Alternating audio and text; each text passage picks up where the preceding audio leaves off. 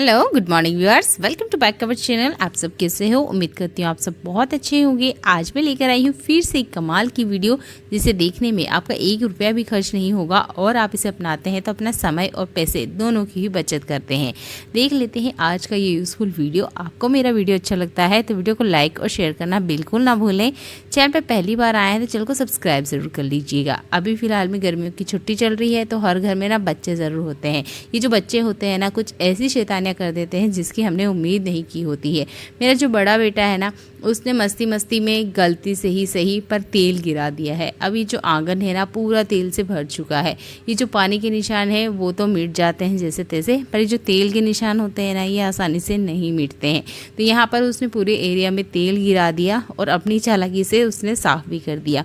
पानी के निशान तो मिट जाते हैं पर तेल की नहीं मिटते हैं। तो अब इन निशानों को कैसे मिटाएं, उसने मुझे बताया तक भी नहीं कि यहाँ पे तेल गिर चुका है। जब मैं यहाँ चलने लगी तो मुझे यहाँ पे चिकनाहट महसूस हुई। अच्छा, ये इतनी ज़्यादा चिकनाहट होती है ना कि आप नॉर्मल पानी से इसे धोएंगे तब भी नहीं निकलेगी, सर्फ वगैरह यूज़ करेंगे तब भी ये दाग नहीं जाएगा। एक ट्रिक मैं आपको बताती हूँ, अगर आप इसे यूज़ करते हैं तो सरफेस पे तेल गिर जाए तो आप आराम से तेल उठा भी सकते हैं और इस तेल को बिना साबुन सोडे या कुछ और यूज़ करे बिना सुखा भी सकते हैं। तो आपके घर में टेल्कम पाउडर ज़रूर होगा, इसका यूज़ किया करें। अगर एक्सपायर भी हो जाता है तो कभी मत फेंकिएगा, इस तरीके से वो आपके हमेशा ही काम आएगा।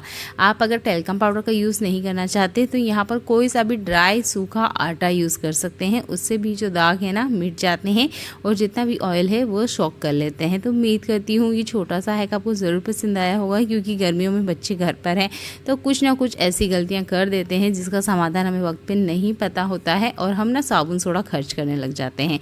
तो इस पाउडर वाले ट्रिक को यूज़ कीजिएगा। अगला इस वाला हैक मेरा लेफ्ट ओवर फूड से जुड़ा हुआ है।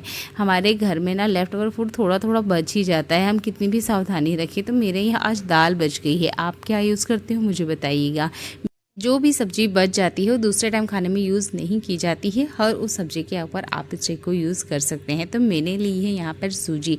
अगर आपके पास सूजी नहीं है अभी के वक्त तो आप ना चावल का आटा भी ले सकते हैं, पर लेना कुछ दरदरा जैसा है, जैसे कि सूजी हुई, चावल का आटा हुआ, ताकि जब हम इसमें मिक्स करें ना तो अच्छे से ये मिक्स हो जाए। अब सूजी जो होती है वो थोड़ी दरदरी होती है या थोड़ी सी बड़ी होती है। अगर आपके पास बारीक वाली है तो ये मिक्सर वाला ट्रिक आपको यूज़ करने की ज़रूरत नहीं है। मेरे पास बड़ा है तो मैंने मिक्सर जार का यूज़ किया है और इसके अंदर ही मैंने दाल डाल दिया है ताकि अच्छे से एक स्मूथ सा पेस्ट बन जाए। अच्छा, ये डालते वक्त ध्यान रखिएगा कि जैसे ही आप दाल डाल दें उसके बाद में अपने डायरेक्ट मिक्सर मत चलाइएगा, नहीं तो इसमें लम्स आ जाएंगे जिसकी वजह से ना अच्छे से पेस्ट नहीं बन पाएगा। तो पहले चम्मच की मदद से अच्छे से इस बैटर को आप मिक्स करिएगा, उसके बाद मिक्सर चलाइएगा। या कोशिश कीजिएगा आप डायरेक्ट पहले दाल में इसे डाल लें या जो भी आपकी बची हुई सब्जी है उसमें सूजी को मिलाएं, कुछ मिनट के लिए छोड़ दें ताकि वो दोनों अच्छे से मिक्स हो जाए। उसके बाद आप मिक्सर को चला दीजिएगा। एक बहुत अच्छा पेस्ट बन के आपको सामने मिलेगा, जिससे कि आप बहुत सारे तरह के चीले बना सकते हैं। अगर आपको लगता है इसमें कोई मसाला कम है या एक्स्ट्रा आप ऐड करना चाहते हैं तो वो आप इसमें डेफिनेटली ऐड कर सकते हैं। मैंने सिर्फ काला नमक ही इसमें एक्स्ट्रा ऐड किया है, उससे जो फ्लेवर है ना वो अच्छा होता है। अब ये आपका इडली बैटर बन के रेडी है। आप इसे इडली बनाइए, डोसा बनाइए या कोई सा भी जो भी आपको चीला वगैरह बनाना है वो आप बना सकते हो। अब इसमें कुछ भी एक्स्ट्रा ऐड करने की ज़रूरत नहीं है और जो भी आपकी बची हुई सब्ज़ी है ना उसका आप अच्छे से यूज़ कर सकते हो।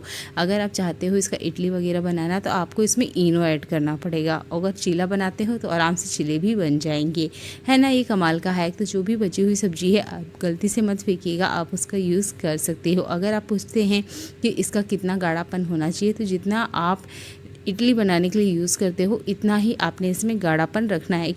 कुछ भी चीज़ जो भी आप बॉईल करना चाहते हो, ठीक है, जो भी ज़मीन के अंदर होती है जैसे कि शकरकंदी है, आलू है, इन्हें बॉईल करने के लिए आप हमेशा इस बात का ध्यान रखें कि आप इसे खुले में बॉईल करें। दूसरा, आप इसके साथ दूसरी चीज़ें भी बॉईल कर सकते हैं, किसी तरह से इनका जो फ्लेवर है दूसरे खाने में नहीं जाता है। जैसे कि मैं आलू, शकरकंदी और अंडा 3 चीज़ें एक साथ बॉईल कर रही हूँ और हम ये कर सकते हैं। इससे हमारे गैस की बचत होती है और सबसे अच्छी बात यह है कि इससे ना खाने के फ्लेवर एक दूसरे के अंदर नहीं जाते हैं। पर जो भी सब्जियाँ ज़मीन के ऊपर होती है, जैसे पालक है, मेथी है, उनको आप एक साथ नहीं बॉईल कर सकते। पर जो ज़मीन के अंदर होते हैं इन सारे सब्जियों को या इस तरह की जो भी शकरकंदी है उन चीज़ों को ना आप आराम से बॉईल कर सकते हैं। आसान सा ट्रिक है, ज़रूर अपना के देखिएगा, इससे आपके गैस की बचत होगी।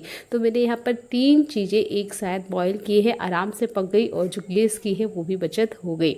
चलिए मैं दिखाती हूँ क्या ये पके हैं या नहीं पके हैं। तो देखिए आलू बढ़िया से पक चुका है, अंडा भी पक चुका है और जो हमारी शकरकंदी है ना ये भी पक चुकी है।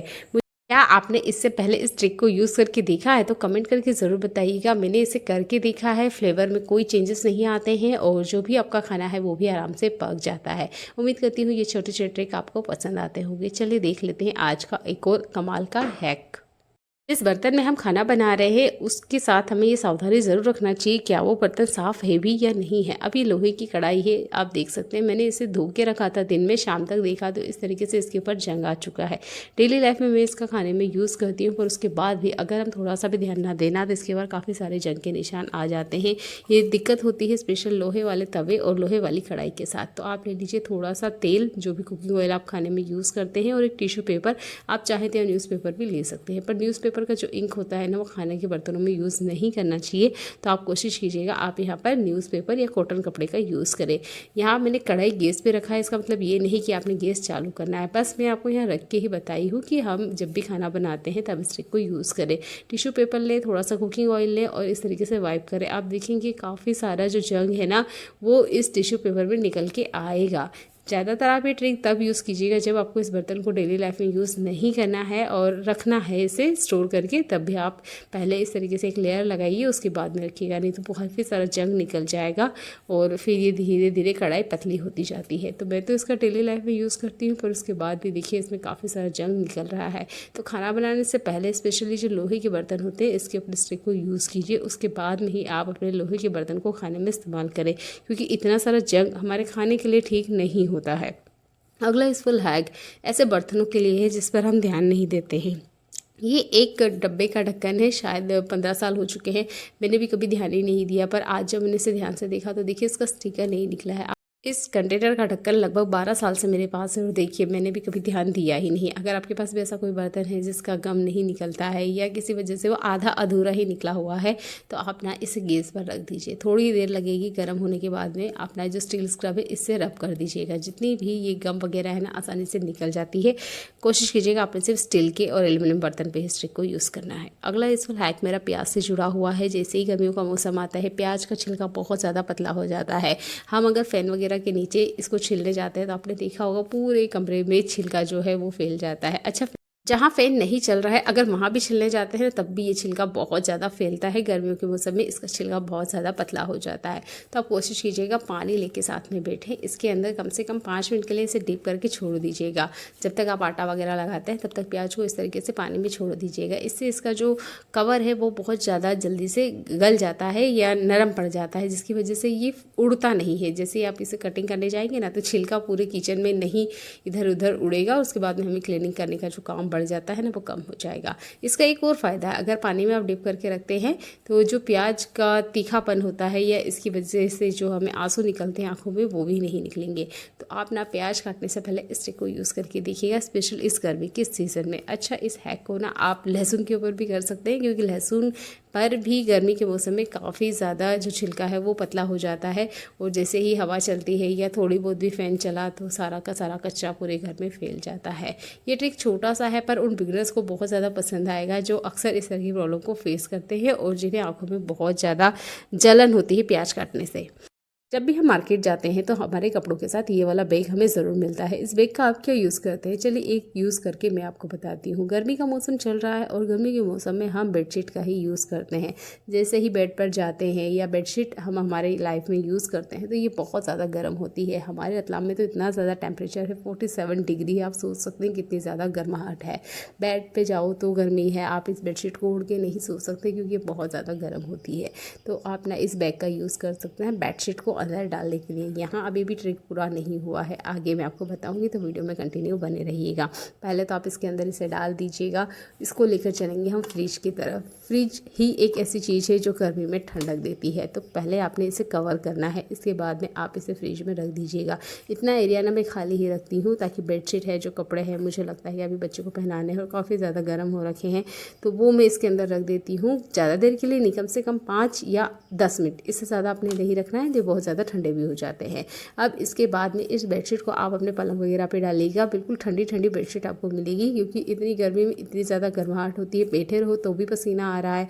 अब हम बेड पे आराम करने जा रहे हैं और वहाँ भी अगर हमें गर्मी लग रही है तो बड़ी दिक्कत वाली बात हो जाती है। तब आप फ्रिज वाला हैक को यूज़ कर सकते हैं। अच्छा, बेडशीट को ना इस तरीके से खुला मत रखिएगा, क्योंकि जो फ्रिज होता है ना, कितनी भी हम सफाई कर ले, इसके अंदर कुछ ना कुछ बैक्टीरिया सरफेस पर रह ही जाते हैं। अगर आप विनेगर से क्लीन करते हैं तब तो कोई दिक्कत नहीं है, पर अगर नॉर्मल डिशवॉश से क्लीन करते हैं तो ये दिक्कत होती है कि इस पर बैक्टीरिया होते हैं। तो ओपन मत रखिएगा, इस तरीके से कवर करके रखिएगा। इस बैग का एक और यूज़ करके मैं आपको बता रही हूँ। तो देखिए, ये जो बैग होते हैं ना, काफ़ी अच्छी क्वालिटी के होते हैं, तो मैं कभी नहीं फेंकती हूँ, हमेशा ही इनका यूज़ करके आपको बताती हूँ। आज मैं कुछ अलग तरीके से इसका यूज़ करके बता रही हूँ। तो यहाँ पर कुछ इस तरीके से मैंने फ़ोल्ड किया है, आपने भी ऐसे ही फ़ोल्ड करना है। आपके पास सिलाई मशीन है तो आपको स्टेप करने की ज़रूरत नहीं है। मेरे पास सुई धागा है, मैं सिलाई नहीं करती हूँ, पर हाँ रफली मैं थोड़े बहुत सिलाई कर लेती हूँ हाथ की मदद से। तो आप चाहे तो यहाँ पे स्टिचिंग कर लीजिएगा। कैसे करनी है चलिए ये दिखा देती हूँ। तो मुझे तो इसे नहीं करना है, ये मैं आपको एग्जाम्पल दे रही हूँ। मेरे पास पहले से इस तरह के बैग हैं। अब ये देखिए, इस बैग को आप देख सकते हैं, ये थोड़ा सा लंबी साइज़ का है, जैसे नॉर्मल बैग है ना पीले वाला, जिसे मैंने आपको फोल्ड करके दिखाया, इसी तरीके से मैंने इसे फोल्ड किया है। और इस तरीके के काफ़ी सारे बैग मैंने पहले से बनवा के रख रखे हैं, क्योंकि गर्मी में हमारे बहुत ज़्यादा काम आते हैं। तो देखिए, बोतल की साइज़ के अकॉर्डिंग आप इसे छोटा बड़ा बना लीजिएगा, ठीक है। मेरे पास जितनी बड़ी बोतल है उस साइज़ के मैंने ये काले वाले बैग बनवाए हैं। मेरी जो जेठानी है वो सिलाई करती हैं, तो उन्होंने इस तरीके के काफ़ी सारे बैग पहले से बना के रख रखे हैं, जिसका यूज़ वो भी करती हैं और हम लोग भी करते हैं पानी की बोतल को रखने के लिए। गर्मी के मौसम में ये जो पानी की बोतल होती है ना, बहुत जल्दी वापस गर्म हो जाती है। जैसे ही 1-2 घंटा हुआ, इस पानी वापस गर्म हो जाता है। पर अगर आप इस बैग का यूज़ करते हैं तो यही बोतल लगभग 4 से 5 घंटे आराम से चलेगी, एकदम से गर्म नहीं होगी। तो उम्मीद करती हूँ ये वाला हैक आपको पसंद आया होगा। इस तरह की जो मेल्टन की या सेलो की बोतल होती है, इसके साथ कोई दिक्कत नहीं होती। इसमें गर्म चीज़ गर्म रहती है, ठंडी चीज़ें ठंडी रहती है। उसके बाद भी गर्मी इतनी ज़्यादा हो रही है ना कि इसमें भी चीज़ें गर्म हो जाती है। पानी ले लीजिए, वो बहुत जल्दी गर्म हो जाता है, तब भी आप इस बैग का यूज़ कर सकते हैं। तो उम्मीद करती हूँ ये छोटे छोटे ट्रिक आपको पसंद आए होंगी। इस गर्मी के सीज़न में इन्हें ज़रूर अप्लाई करके देखिएगा, आपको गर्मी से राहत दिलाएंगे। क्योंकि फिलहाल में जो गर्मी है वो काफ़ी ज़्यादा हो रही है। जून के स्टार्ट में काफ़ी ज़्यादा गर्मी अभी और होने वाली है, तो इन ट्रिक का यूज़ कीजिएगा। एक गर्मी के दिनों में राहत पाने के लिए मैंने 2 ट्रिक आपको बताए हैं, इन्हें ज़रूर यूज़ करके देखिएगा, आपको गर्मी में थोड़ी सी तो राहत मिल जाएगी। और सबसे अच्छी बात है, यहाँ आपको पैसा खर्च नहीं करना है, बस घर में जो रखे हुए सामान है ना उसका सही तरीके से इस्तेमाल करना है। अगला ही ट्रिक जो है वो गर्मी से ही जुड़ा हुआ है। गर्मी में हम नहा लेते हैं, उसके बाद भी हमें परफ्यूम की ज़रूरत होती है, पाउडर की ज़रूरत होती है। कारण बताऊँ, क्योंकि हमें पसीने आते हैं, पसीने की वजह से बैड स्मेल आते हैं और काफ़ी सारे बैक्टीरिया हमारे बॉडी के ऊपर रहते हैं। 3-4 घंटे के बाद में वापस वैसे ही हालत हो जाती है, फिर से लगता है एक बार और नहा लिया जाए क्या।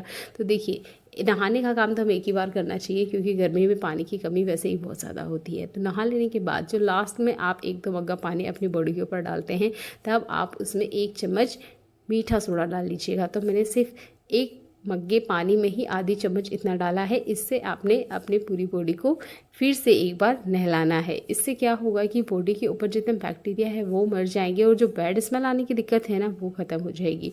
तो कोशिश करना है आपने मीठा सोडा ही यूज़ करना है, बेकिंग पाउडर यूज़ गलती से नहीं करना है।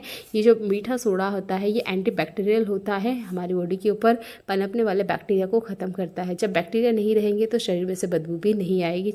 इस गर्मी के सीज़न में 2 से 3 बार इस ट्रिक को यूज़ करके देखिएगा, आपको 100% रिजल्ट मिलेंगे और रिजल्ट पॉजिटिव मिलते हैं तो कंटिन्यू लाइफ में यूज़ कीजिएगा।